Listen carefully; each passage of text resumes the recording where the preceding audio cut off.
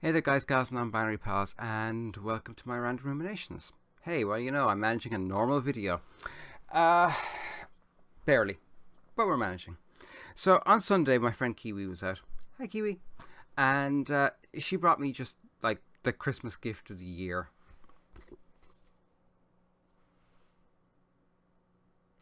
What can you say?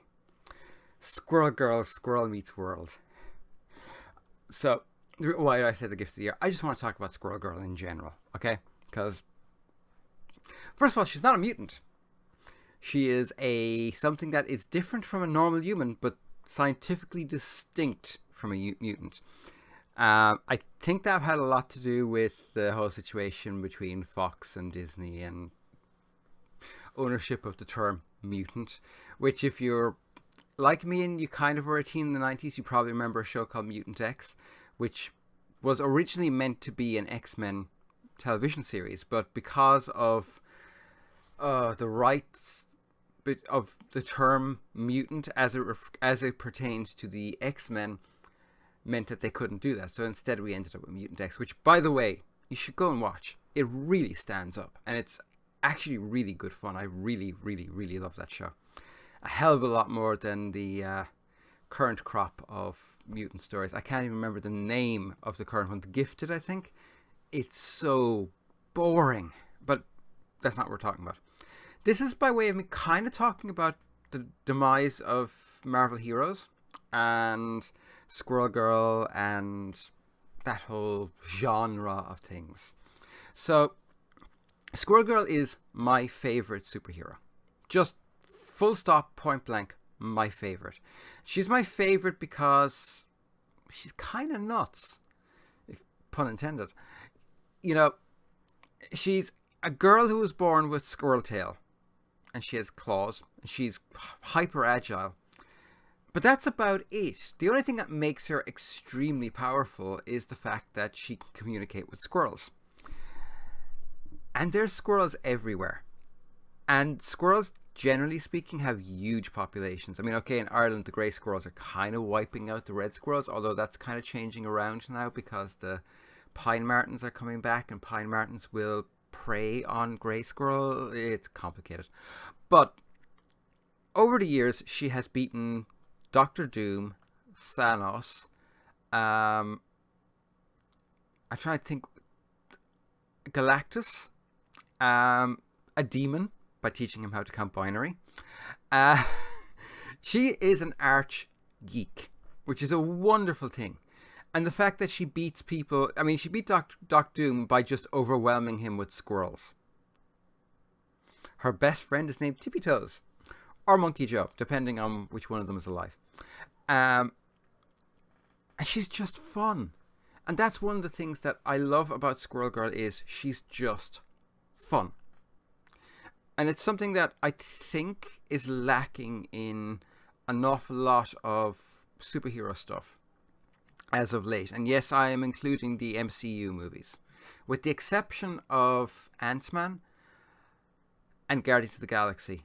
And I haven't seen Volume 2 of Guardians of the Galaxy, but Volume 1 and Ant-Man, the movies weren't really fun. They were bombastic and exciting and well written and well acted, but they weren't necessarily fun. I mean, Captain America was fracking dark. I haven't seen Winter Soldier. I'm bad at watching sequels because I like the original so much. The three Iron Men were okay. Iron Man 2 is still one of my favorite movies of all time. And I know that seems really fracking weird, but it is. I actually think it is a much maligned movie, and wrongfully so. Thor, I did see Thor 2 in the cinema, and I did enjoy it, but I haven't seen Ragnarok yet. I'm not in a rush to see it. Thor 1, great movie, really fun, really funny. What else is there to say about that? But with the exception of Ant-Man, which manages to be both a comedy, a heist movie, and incidentally a superhero movie, and Guardians of the Galaxy, which I still cannot figure out what the fuck Guardians of the Galaxy is meant to be. I just don't get it. I love it, but I'm not entirely sure. In some weird ways, it kind of feels almost like a road movie. But yeah, I'm trying to figure it out, and I haven't figured it out yet. I will someday, but they're not generally fun. They tend to be too serious, and there tends to be a very they're very dark. Whereas Squirrel Girl is just fun. There's little moments of darkness, but by and large, she's just fun. She's a teenage half girl, half squirrel in the world, making her way in the world today with everything she's got. I've been rewatching Cheers, sorry. And she's funny, and she enjoys life, and she enjoys the world she lives in, and she enjoys being herself, and she loves her squirrel friends, and she loves her super friends, and I just love Squirrel Girl. Which brings me to Marvel Heroes Omega or 2017, depending on which version you're playing on, and the fact that it is now basically dead. My main, well actually I won't even say it's my main, because really it was my only character. I tried other characters but didn't like them, was Squirrel Girl. And she was freaking crazy in that game. I mean, you had the Squirrel Apocalypse, which rains squirrels from the sky. You had a skill that could drop a giant acorn on your enemies. You fired acorns like a machine gun. From a squirrel, by the way. Held like a machine gun. Her speed move, which was kind of a way of moving quickly around the map, was surfing on a wave of squirrels. Squirrel Girl is just fun. And I'm quite sad that that game is now gone, because was it spectacular? No. And it wasn't great either. It was good, but it wasn't great. But what it was fun. And what it was an opportunity to play a game as your superhero. So if that was Captain America, you could play as Captain America. Or if you preferred villains, there were villains in the roster that you could get access to. If you know, like, I knew a couple of guys that loved playing as Cyclops, and I can understand why. He was semi-broken. But, or the Thing. When I played it the very first time, there was no Squirrel Girl in the game yet. And you could play as Thing, and Thing you could shoulder charge through the world, which was a lot of fun. And then Squirrel Girl arrived, and that was the end of the Thing and all the other heroes. And it is genuinely sad that that's gone, because yeah, it was a Diablo-like, and it was a Diablo clone to a degree, but it was very much also its own thing, and it was a very enjoyable experience. And when I was recovering from my surgery this summer, I played so much Marvel Heroes. I mean, I leveled Squirrel Girl because I stopped playing it for about 2 years, and when I came back to it, it was like, oh my god, I can pick Squirrel Girl. So I picked Squirrel Girl, and I basically spent my time when I was recovering playing Squirrel Girl in Marvel Heroes or Bloodborne up as far as I can't remember, but not very far. And Squirrel Girl really got me through, was one of the things that got me through my recovery, because I really enjoyed, I looked forward to hitting that loader, loading up the game and playing as Squirrel Girl. She was just, like I said, fun.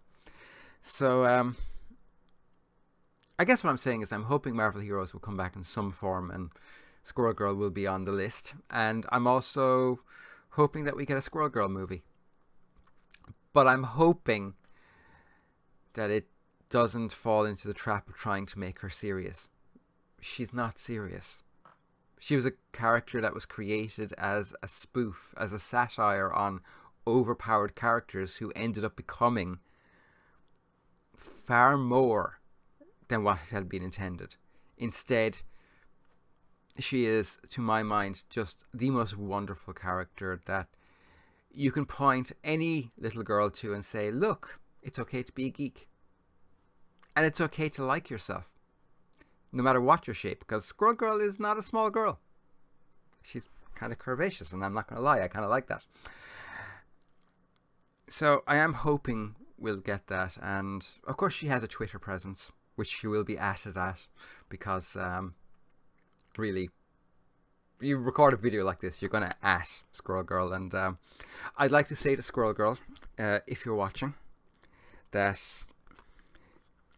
I know it's you. And I know you'll be reading this book along with me. I don't mind. And I love the fact that those adorable little numbers over the words are like little hats. I love that. I really do. And to close up, I'm just going to read the first page of this because it sums up why this book is... This sums up Squirrel Girl. Doreen Green liked her name. It rhymed. 1. It rhymed. 2. Doreen was a combo of her parents' names, Dor and Maureen.